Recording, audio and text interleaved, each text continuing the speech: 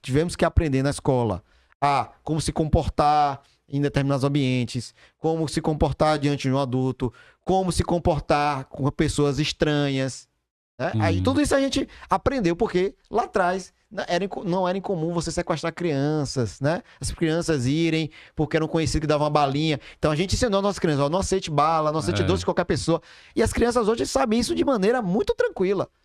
Falta a gente hoje ensinar a elas educação digital. Elas precisam saber como se comportar na internet, como se comportar em plataformas.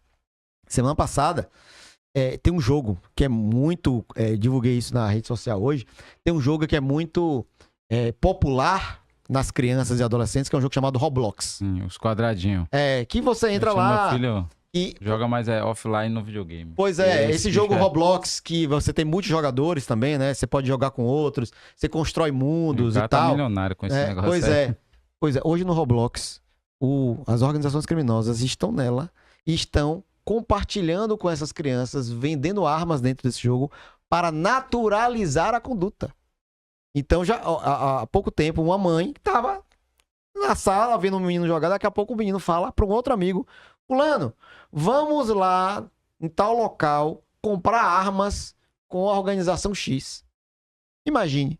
A mãe, quando viu aquilo, se assustou, obviamente, e foi querer entender como é isso. Aí foi descobrir que existia um mundo, dentro daquele mundo, que era um mundo apenas de compra de armas, de participar, de se integrar naquela organização. Imagine, criança de 8 anos. 8 anos essa criança tinha. E é isso. Então, eles já estão hoje, por isso que eu digo, as organizações estão cada vez mais tecnológicas. Elas hoje estão utilizando isso para cooptar, já de criança, essas pessoas, esses adolescentes, esses jovens.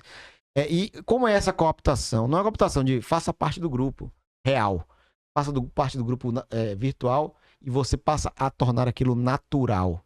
Aquilo já não vai ser visto por aquela criança, se isso não for combatido, como algo ilícito, como algo errado, mas como algo normal, como algo natural. Eu fazia isso a vida toda, nunca vi problema nenhum. Esse é o ponto.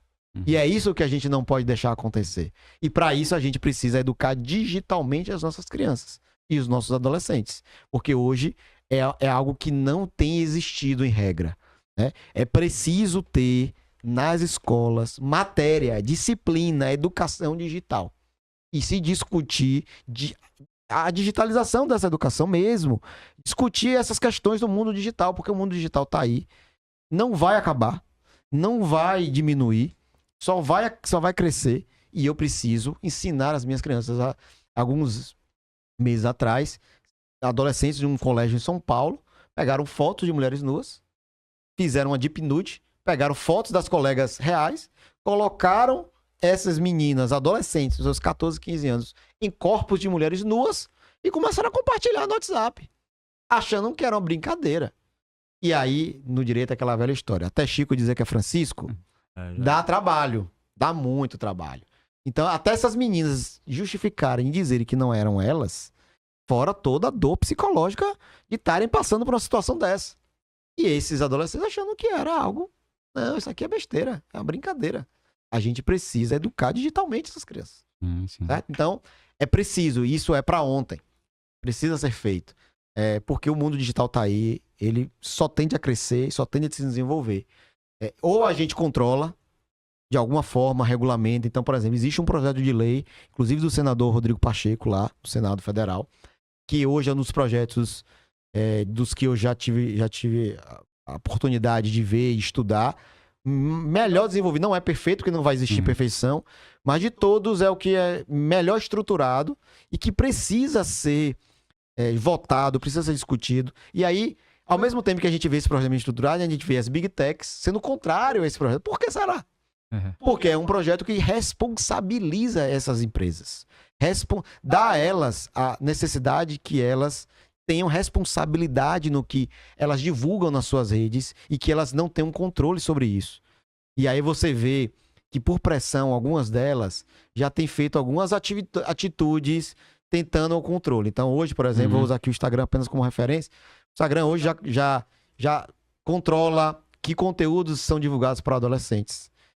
Já começa a colocar aviso à noite para que adolescentes desliguem a plataforma. Isso só está acontecendo porque tem havido no mundo uma tentativa de controle e responsabilização dessas plataformas.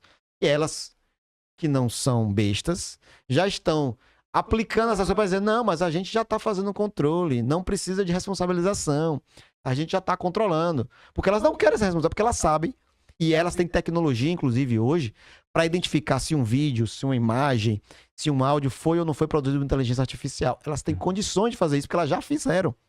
E aí eu vou dar aqui o exemplo. Gente, esse ano vai passar por eleições, certo? O TSE já está preocupado com isso, inclusive fez um regulamento discutindo o uso da inteligência artificial nas campanhas políticas desse ano. Está aí em debate. E a OpenAI, que é o dono do ChatGPT, já disse que não vai ser permitido o uso do ChatGPT para fins eleitoreiros. Ou seja, elas conseguem bloquear? Conseguem. Se elas conseguem bloquear, e esse não é o problema, não existe um problema de tecnologia nisso, a gente precisa responsabilizá-las. Porque elas precisam ter responsabilidade naquilo que é feito nas suas plataformas. Como qualquer pessoa, como qualquer empresa. Se uma empresa pratica qualquer tipo de ilicitude, ela vai ser responsabilizada. Ou ela, ou os donos dela. Né? Por que que as Big Techs, por que que as grandes empresas das redes sociais não são responsabilizadas por nada? Não pode ser assim. Né? Ainda mais nesse mundo de hoje. Elas detêm um poder que muito governo não tem. Então, o poder que hoje uma Meta tem é muito maior que qualquer país. Porque o poder que ela tem de influenciar e de direcionar, não tem político no mundo que consiga. Porque ela tem dados que ninguém tem, na quantidade que ninguém tem. Então, eu preciso responsabilizar, eu preciso dar um controle a elas. Né? Então, e de novo, não tem como ir contra a inteligência artificial. Não tem como. Ela vai existir, ela vai se desenvolver. E ela ajuda, ela não é só ruim, não. Ela ajuda e vai ajudar cada vez mais. Muita coisa hoje é feita por inteligência artificial que nos auxilia enormemente. É um ganho de produtividade absurdo.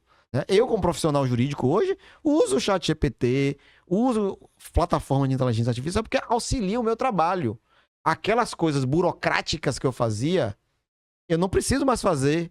Eu não preciso perder tempo com isso. A inteligência artificial me ajuda, me auxilia. Então, eu tenho vantagens nisso.